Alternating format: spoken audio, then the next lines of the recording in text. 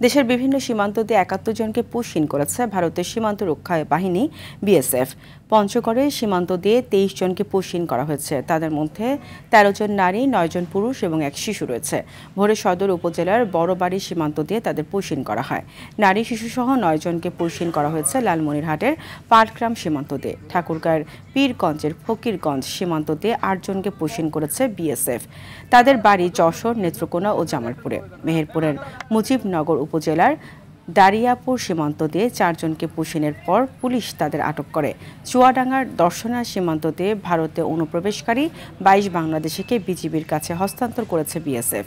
একই পরিবারের ৫ সদস্যকে ফেরত পাঠানো হয়েছে জয়পুরহাটের পাঁচবিবির কয়া সীমান্ত দিয়ে।